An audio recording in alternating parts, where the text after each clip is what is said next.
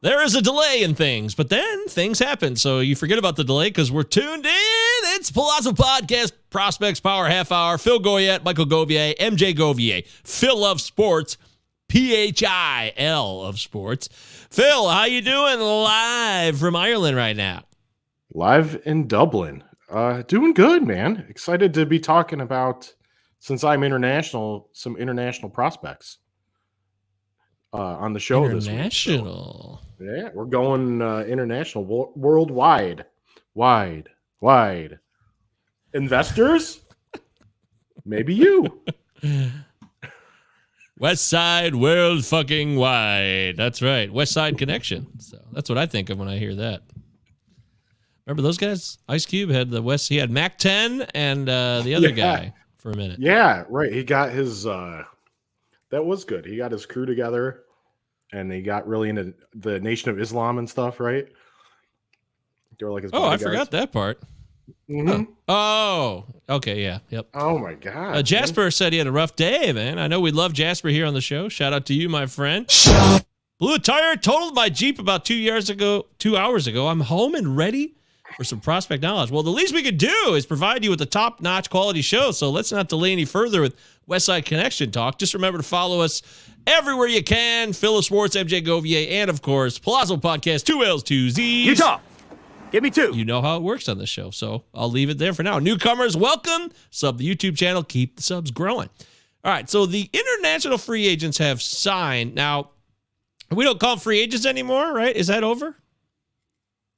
Oh, I still call them that. Maybe that's I'm supposed to call them something else now.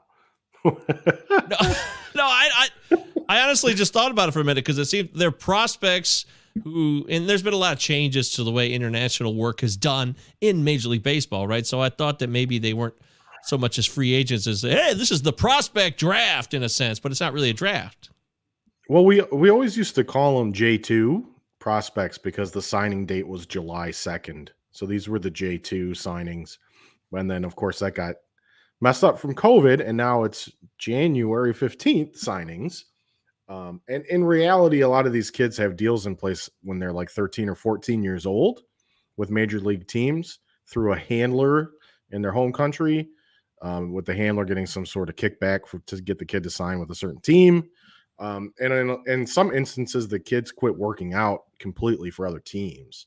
So if the Yankees go see a kid they really like and they get a deal worked out and the kid's 13 or 14 years old or whatever, he stops playing showcases and stuff for other teams. Okay. It's like a black box scenario. Oh, no. That sounds really intense. I do know, who is the... Is there a big bust? If you think of like, oh man, that J2, he was going to be amazing. Is there a J2 bust that comes to mind when I ask you that right away? Who's the most recent one? Kevin Maitan from the Angels? Oh, I think he was Maitan. I know that name. Yes, I believe. I'm winging it here. I think he was part of the Braves class that got him into big trouble. And got him basically banned from making international signings and got your man banned from baseball. And Maitan then subsequently signed with the Angels, I think. He kind of got released and re-signed. I think that's how it went. And he was supposed to be the next, I don't know, Miguel Cabrera or something. When the problem was he took on Miguel Cabrera's weight of 35 years old when the kid was like 17 or 18 when he came stateside. So he really ballooned. He just never really hit like people thought he was going to. But these things happen. It's just too hard to project when the kid is 15 or 16 years old what kind of ball player he's going to be when he's 21, 22, in my opinion. Damn! Poor Kevin Maitan. Well, it wasn't meant to be. We're hoping that this new, wonderful, exciting hope of youths will be something special. And if you're playing Dynasty, you're very much connected to this. How does it work? Because I haven't had a Dynasty experience where we got involved with the J2s. I assume they were mixed into the first-year player draft most of the time. Is that correct? Yeah, about 99% of the time, yes. Either in a FYPD or some leagues call them supplemental drafts. So usually it's all rolled in together, and you're kind of evaluating these guys along with the college and prep players who signed in the summer during the MLB draft. So it's kind of becomes one class of players for dynasty leaguers. I do run a dynasty league where we have a separate auction for the international free agents, kind of like in real life. And people auction those guys, and then we do a Rule 4 draft, like the real Rule 4 draft in MLB. But that's kind of rare. It's fun, though. Hardcore. That is hardcore. I like it. It does sound like fun. I'm pissing off a lot of people right now. So first, let's get to Jasper. This is the live stream, by the way, if you listen to the podcast version. Hey, Jasper says, sometime this evening, MJ, I'm going to send you a mail with a few questions I have for you, if that's okay. Baseball related. Of course that's okay. Me and Phil love that shit. We would fire never. it off. Yeah. Bring the heat, Jasper. And we're so sorry, man. I mean, what can we say? Blew a tire, totaled your Jeep. It's fucking, yeah. I wish there was something we could do for you. Thank God you're on YouTube talking to us right now. And it wasn't anything worse. Totaling your car sucks, but thankfully you're okay. And we're here chatting with you. The banquet beer. Oh, I just pressed the wrong button there. What was that course? You could have it. That might help, though. About 6 of those. Serendipitous drop button press. At either rate, he doesn't want to think about what happened today. He's here to listen to us to get away from it all. So we'll get back to what we're talking about. But I am pissing off the people in this new dynasty draft. So I told you I got involved. I offered you a spot. You're busy, man. I understand. But I did tell you. It turns out that roster I shared with you doesn't mean shit because there's a dispersal draft. So it all starts over. Okay. Yeah.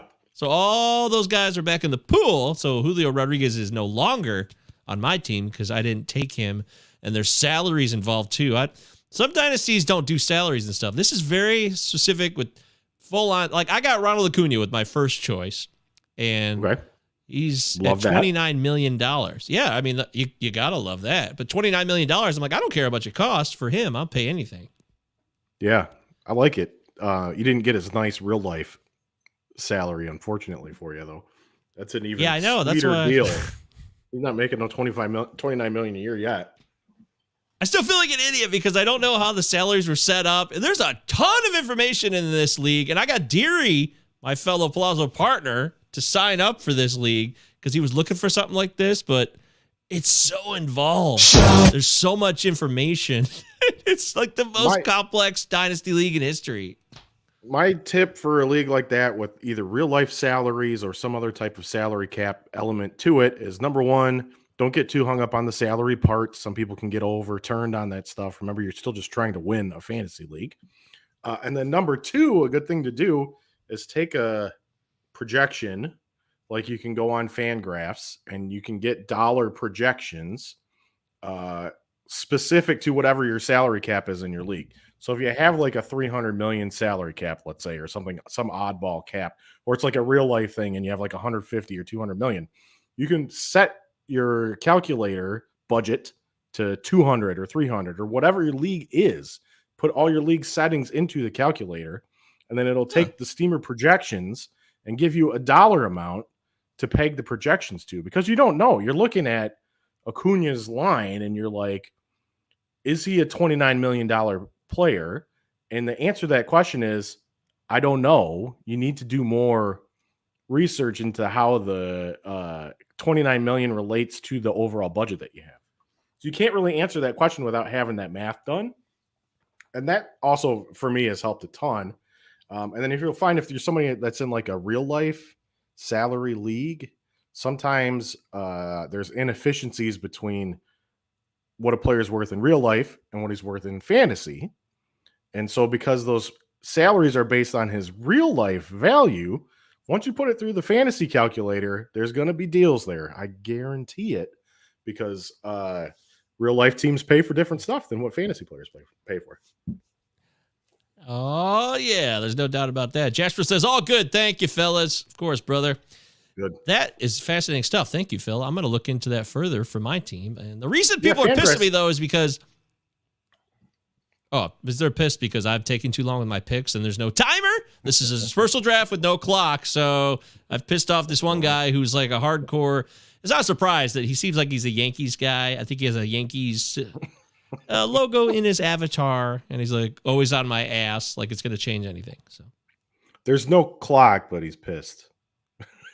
he has a right to be pissed. Actually, I'm letting the team. I'm letting them down. They want to make their picks. There's only 7 new owners, so it's 7-person draft. It should move a lot quicker than if it was a brand new league or something. So I'm definitely letting everybody down, and I understand that. Leanne was here over the weekend, and so I got caught up when the draft started. I wasn't ready, and I was paranoid. I didn't want to screw up either because these initial picks to me were very important.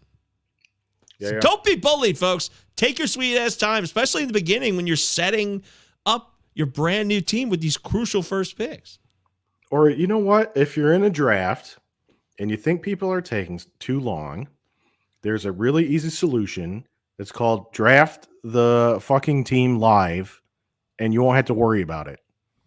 I can't stand the people that you join a league and the rule says the timer is 8 hours. And then you're pissed every time somebody takes 2 hours. Just do live drafts. Anyway. It makes sense to me. Hell, these type of people were born for auction drafts. Yeah, they should be doing live auctions so they have 5 hours of just nonstop action. Those people will then be happy. That's our main dynasty. We have a live auction every year. It's fantastic. That sounds incredible. Oh, yeah, I'm really into auctions, especially live auctions more than ever. Very much into it now. Let me shoot. I see Jasper's comment there. He's looking for a dynasty league. Good thing you're here tonight. I've got a startup one if you'd be interested. It's a pretty simple dynasty, so there's no contracts. You just get to keep a guy for a certain number of years. You get 40 major leaguers, 30 minor leaguers. It's head-to-head. We're starting it up this year. It's going to be fan tracks. It's $100 to join. So Jasper, if you're interested, get at me. Let me know. We got room right now. I'm looking to try and start drafting a slow draft in February to get it rolling. So I'll announce live, Jasper. If you want to get in, get it. I'm in now, so I'm committing. I'm in. All right, yeah. Woo! There it is. I do all my leagues in a Discord server, so I have a number of them I run. You get in the Discord server. It keeps everything organized. You can chat with people in there, do trade talks. We have a Hall of Fame. People get little trophies when they win a league. So it's a fun time. Jasper, I think you should join with me. It sounds like an ideal situation. You can trust Phil, too. Seems like a great commish. All right, so anyways, so that league carries on. And the thing about it, last thing I want to mention, because I know we want to talk about these international signings, but these decisions, like you said, Phil, there's a lot of prospects that are available in this dispersal draft. Remember, it's 7 different teams of all their rosters just dumped into one, including something I didn't understand. Make sure you know your rules, and if they don't do a good job of explaining to them, blame them. That's fine. But the picks for the next prospect draft were also available to be selected. And I inherited the worst team. The Pirates apparently were the first pick overall, and I lost that pick because I didn't understand that was part of this draft. It wasn't just players, it was selections. So yeah. So you could pick draft picks. Yeah, and they're all available. All of my picks would have been available. So I'll have to take someone else's, but I'm trying to win. So I took guys like Acuna, and I took Brian Reynolds, and I took I took Giolito as my number 1 starter, and I'm taking Luzardo, and I took Brady Singer. All these guys that are ready to go. You got the most radical guy I have right now is Simeon Woods Richardson in terms of a guy but he should be up this year, ready to go. I believe that. Great prospect. So that's usually my approach too. As I go for major leaguers. If you feel like you're missing out on the prospect craze, you just go for maybe younger major leaguers like Brady Singer or something, guys that have upside still because they're in the majors, but they could still develop. So that's my move. That's how I would do it too. You don't need to start in a dynasty league in a rebuild. If your team sucks, then you rebuild it. Especially if it's a dispersal draft like this, there's guys available here. To your last point about the people get paranoid about the salary deal, Paul Goldschmidt is still available. He has a $35 million salary. Nobody wants to pay it because he's 34 years old, but he's still available. And we're in the 9th round of this thing. Do you think that's weird? I got to see what's the total salary cap, I guess would be my first It's question. Real life, apparently. It's like 210 million or whatever it was last for the actual maximum cap allowed under the luxury tax. Okay. Last year. So, probably too much. I would probably stay away from him. Yeah. Oh, it is I don't too think he'll much. make 35. Okay. Yeah, I don't think he's going to make 35 million. He wouldn't make $35 this year in an auction draft where you have a budget of 260 or 280 depending on your league. That makes so much sense. If your budget's 210, you've at the bare minimum need to decrease everything by about 20% from what a book auction value would. But I'm telling you, the best way to do it is just plug all the exact settings into that Fangraphs calculator. If anybody wants me to show you how to do it, let me know. I'll show you how to do it. It's free. Baseball Prospectus has a great tool that I pay for a subscription there so I can get this tool with the Pagoda projections in there. But it's the same premise.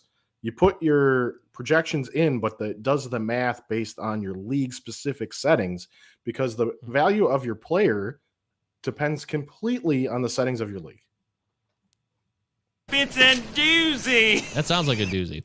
All right, so let's dive into it. Now, according to an article that I read today, it gave me the biggest names. Some of the biggest names I was made aware of, and you can tell me if I'm right or wrong because you're the guru. By the way, me and Dewey were cracking jokes about gurus on the last episode. It was hilarious. Just everybody's a guru, and it's so funny to use that word over and over again because it's so ridiculous. But so the Yankees, some people are saying, again, it's the Yankees, they dominate this shit. The Yankees got a guy, Mr. Arias. I don't know. I haven't heard it pronounced out loud, so I don't have an official pronunciation. Arias. He's going to be a 5-tool dude. What's the story? Yeah, it could be. I agree with your take that the Yankees really do a good job in international free agency. Part of it's just because of how the rules are set up. They aren't limited there like they would be in the draft because they're always picking later in the draft with a smaller bonus pool to pay out. IFA, they have the same money available as anybody else. And outside of the money they can give to the players to sign, they also just have a lot of resources that no other organization has. So they can flood these areas with, they call them special assistants or assistants. If they have a player that they really want to sign and there's a coach or advisor or something, guess what? You might be working for the Yankees as a special assistant for a year or two just to hammer out the one deal. So they're great. Arias, by the way. Roderick Arias. And they do a good job of developing. If you look through their prospects right now in the system, they've got tons of guys that came through the international ranks. So they're very good at getting these kids acclimated and turn them into productive major leaguers too. So Arias was Pipeline's number one, MLB Pipeline's number one international prospect. He's a shortstop. He's a switch hitter. I thought he looked really skinny. I put this in the notes, which is no big deal because a lot of these kids look really skinny to me when they're 16 or whatever. Uncle Phil here. I was kind of a bigger 16-year-old. So I wasn't, I don't know. This kid looked 135, 145, something like that. At the same age, I definitely would have been pushing him around athletically is all I'm saying. So he has room to grow, but he also needs to grow into something because he looked pretty skinny to me. So look, it's a projection thing. I know they're saying 5-tool potential on him. I suppose it's hard to put the hit tool on a kid that's 16 and hasn't faced any kind of talented pitching really. So the showcase pitching isn't very good. He might be in the Dominican this summer and then stateside next year. So, I mean, I would pump the brakes on the 5-tool stuff with the 16-year-old kid. I think he's 17 now. Whatever, it doesn't matter, right? Whatever. Yeah, 17 now. Yes, that's right. But who cares? The point is valid, and what you were trying to say makes tons of sense to me. I think you're very much dubious of these types of players in terms of donning them with any types of crowns or titles. And yes, Jasper says, I believe I may just do that in terms of the Dynasty League Phil's offering. But the wife overheard the cash. I'd have to do that on the sly, on the low key. I'd do it. I'd do them for free. I would do them for free, Jasper. It's just really a mechanism to try and keep people invested in and stay in the league. So agreed. I'm playing them for free. It doesn't matter to me. Although there's a lot of fallacies about that actually working, especially people who work out, they pay a bunch of money, they still don't work out, but whatever. Yeah, I know what you're doing. Yeah. I know what you're up to, Phil. Okay, so all right, a little dubious about Mr. Roderick. Yeah, so he was the pipeline. He was the pipeline number one, and then Baseball America had Christian Vaquero, who was the outfielder that the huge Nationals money. signed as their number Huge one. money. And yes, he got more money. So there might be something to it. And I put it in the notes. So you have to think about sources when you're looking at these IFA kids that are signing. Who are the primary source that you're getting the information from? MLB Pipeline, they do a lot of good work, but they're also affiliated with the league. So you'll see, and even in their grades and stuff, they're not going to go trash these young kids, and they shouldn't probably, right? And they'll focus on the upside and stuff, but they don't always have primary source information that's unbiased, right? Because it's come from the league. Baseball America, Ben Badler, he goes to the Dominican every year and sees players on his own. Outside of talking to agents, scouts, his contacts that he has, he sees the players as well, right? So if you want primary source, you're going to have to subscribe to BA, and you're going to have to read Badler's stuff, and you'll see a lot of his takes really trickle down into other stuff in the public sphere too, because he's really, one of the only people that's seen anybody. So BA had Vaquero. BA had Vaquero, the number one international prospect. I know they've seen him. He went to the Nats. The Nats have a good track record with international free agents. And I thought, I put in the notes, I think he looks a little more physically mature than what Arias looked like for the same age. So I think if I'm picking between the two, I agree with Matthew. Vaquero is the one. So I'm with you. I think I would rather have him over Arias of the Yankees. There it is. Yeah, Matthew Z says Vaquero is the one. He's Neo, for those of you that seen the new Matrix or the old Matrix. Not many, there was not many of you. It's from looking at things. Yeah, it bombed. The people who did say it, they said they loved it. The people who watched it, very odd. So I didn't agree with that necessarily. Anyway, yeah, Matthew, you could be right. Thanks for joining the stream here. Sub the channel right here, the Pallazzo Podcast, 2 L's, 2 Z's. We love having you guys here. We're talking international free agent signings here, international signings of prospects, players who are very young, and who the hell knows what's going to happen. But, you said all these resources the Yankees had. I just wanted to mention real quick. But so what about the bonus pool of money? Isn't that supposed to equal everything out? The bonus pool limits like how much you can give a player. That didn't used to. So international, there's now a cap that every team has the same level. It didn't used to be that way. They could go play around with the cap numbers and give out more money. But the cap doesn't limit like the resources they can put on the ground there. So, it limits the deal they can agree to with the player, but it doesn't prevent them from paying 100 scouts, advisors. I don't know isn't that what they called them in NAM when you were like a civilian advisor. So, but they would, they could consultants. They can send more resources. They've got better international facilities in the Dominican, for example, and have for a long time. So they see the kids younger because they're coming in for camps or whatnot. So they have a lot of advantages in the international system. And I think they would probably push against any kind of international draft. I don't know what's going to happen with that, but. Oh, yeah. That's another one. That's a part of the CBA, possibly. Matthew Z, hasn't Ben Badler said they do not rank? They just order in terms of their bonus. Oh, that's interesting. Possibly. When I looked, they had a 1 to 5 list with Vaquero at the top. So when I was looking on Twitter earlier today, that's what I base that off of. But that might be, and that's not a terrible way to do it either. Is you could just if you're looking at doing this for your FYPD, you could line these guys up by bonuses paid, and you can see that as a starting point, maybe to start your research. So. What up, Marty? Marty always shows up. I feel like Marty gets out of work at the exact same time every time we're doing our show because he always shows up at this certain point. Marty, I hope you're out of work and you're having a great day. Good to see you, my local Detroit friend. By the way, do we know who Detroit signed? I didn't get a chance to look at the Tigers, so. I didn't. I should have known you were going to ask me this. I'm not sure who they got. I'm not sure. Stump me. Yeah. Who cares about that? That's fine. Basement feeding AL Central franchise. I wanted to talk about Oscar. So Oscar Colas, though, see, you're talking about all the youth here. Now, Oscar Colas is different. He is 23 years old from Cuba, supposedly. Yep. He's the Shohei Ohtani of the mountains. Wait, so Shohei Ohtani of Cuba. Wait a minute. You know what I'm doing? I might be mixing up my article I read about. Yeah, I might have mixed up my article I read about Shohei Ohtani in the Japanese mountains with Oscar Colas. But either way, please. Oscar Colas is 23. That sounds like an impact player. Yeah, he was at one point a two-way prospect.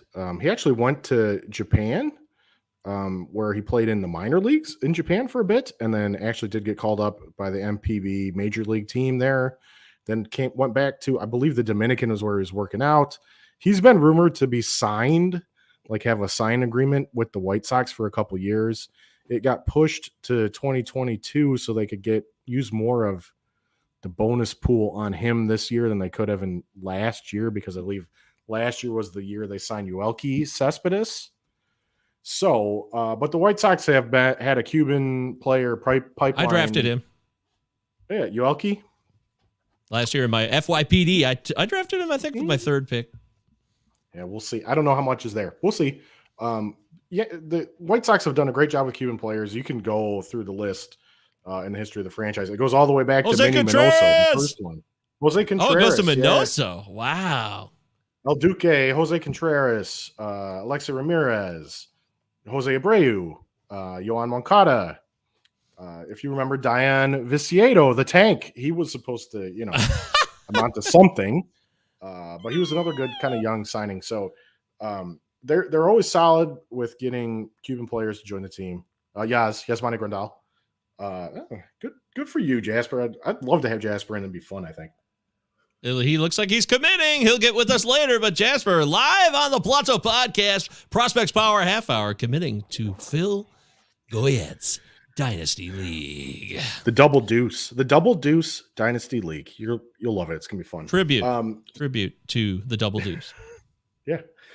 So Colas, the nice part about Colas, all right, left-handed hitter, which the White Sox need.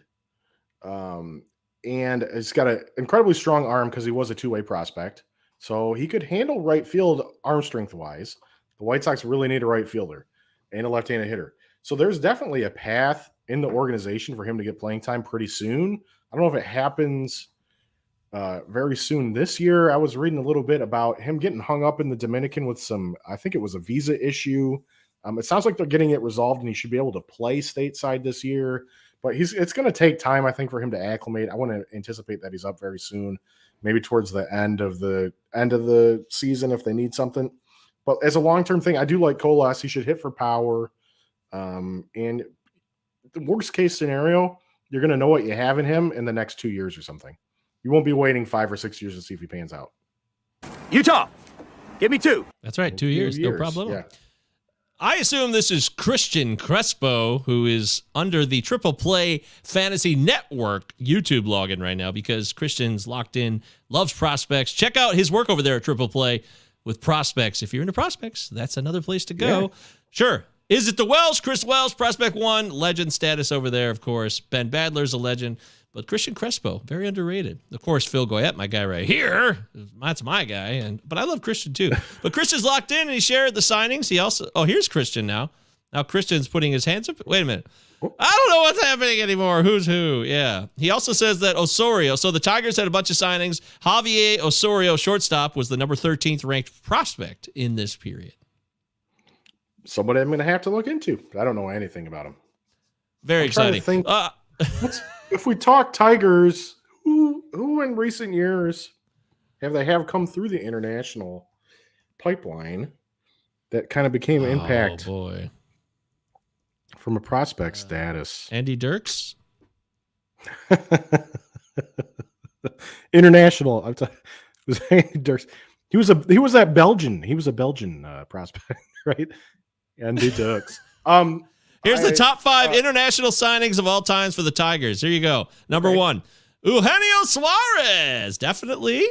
Has contributed at the major league level. For the Reds. Francisco Cordero.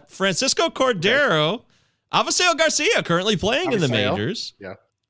And Juan. Remember Juan Encarnacion, who won a World Series with the Cardinals. Yeah. Ugh. And lastly, but definitely not least, Fernando Rodney. That's a solid list. Yeah, a good list, but none very recent, right? Who's the most recent guy on there? Avisail? Eugenio's 30 now, so and Avisail's 28, 29 now. Yeah, you're right. They're looks like they had a nice little moment there with a couple players. Man, his debut. Remember his debut? It was like so dumb. This is oh my god, it's Ty Cobb again or something. You know what I mean? It was nuts.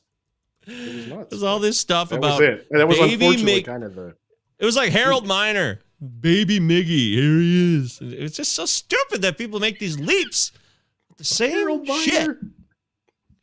Harold Miner's gonna be baby Jordan, dude. Oh my god, Baby he won the Jordan, dunk yeah, contest. for sure. Yeah. All right, well, that's the show. The half hour is up. We've done it. We did it. We do it. Phil's got to go to bed. Phil is, by the way, he's recovering. He's feeling better. He's been a little bit under the weather, so wish him well. Give him all of your positive vibes. Oh, Harold Castro in 2010, says Christian. 2010. Yeah. Is that really exciting, though? Well, I'm trying to think who the Isaac Paredes. I do like him. I still like his bat, man. He hit that grand slam a couple years ago. That was exciting. Yeah, good hit tool. Maybe figures it out. So, Jamer, no, Candelario was a Cubs guy. They traded for him. I don't know. I can't really think of them having much of a track record with internationals. Well, all of a sudden we have the most viewers that we've had on the show right now, but we're leaving. So, hey, good to see you all. You can go back and watch the entirety of the show, listen to what we had to say about Dynasty Talk. And, real quickly, Phil, I know we're over your time, but hey, what do you think of this guy, the number one guy out of the Bahamas who signed with the Giants? They gave him a lot of money, and you mentioned him, and I looked into him, and I was like, oh, okay, so this guy looks like he could be a pretty damn good player. His name is Ryan Reckley, I believe. Any excitement there? Yes, it sounds like the Giants have been scouting him for a bit. I haven't got to listen to Roger. So if you follow Roger Munter on Twitter, great Giants-based account. He has a podcast called Giants. And Roger had the Giants international scouting director on this week. I haven't got to listen to the podcast yet. But so check that out. He'll give you way more detail than me, I'm sure. But he's Reckley's supposed to be a pretty complete player. And he's also, he got the highest bonus from the Giants since Marco Luciano, who was an elite kind of prospect now. So there could be a lot of promise with Reckley. He'd be a guy I'd check out for sure. Some successful players, obviously from the Bahamas, like Jazz Chisholm. Check him out for sure. Listen to Roger's podcast too to get way more detail than what I'm giving you. That's a great point. Thank you. I skipped on Luciano. He's available in our current dispersal draft. I could have had him 3 times, and I'm just not really that excited from a fantasy perspective about him right now. And I'm trying to win money now too. So I said, no, thanks. Yeah, 2-3 years. All right. Yep. Yeah, okay. Well, that'd be fun. So there it is. Thank you so much to Phil Govier. He always brings it. Phil of Sports on Twitter, PHIL. It's right there on your screen. But for those of you that are listening at home or in your car or under a bridge, wherever you may be right now, if there's a tornado coming, being under a bridge is not a good place to be. People, it's a false. I'm always saying that. It's a myth. It's a myth. Do not get under a bridge, okay? All right, so next week we'll do the show. We'll talk more about, maybe we'll have some progress. Maybe there'll be some negotiations about the lockout. In the meantime, thank you, everybody. Love doing this show. And a new full episode will be available tomorrow night, too. Me and Deary will be live. We just did a full episode last week. So check out the rest of the channel. Peruse around. Have yourself a good time. And, again, hit us up with Prospect Talk on real time and Twitter. Tweet at me or Phil, MJ Govier, Phil of Sports. Send us we want to engage with you. Or, Yes. Send us videos of players you watch. Yeah, Hook it up. Get at us. Hook it up. All right. See you guys. Bye-bye. Later.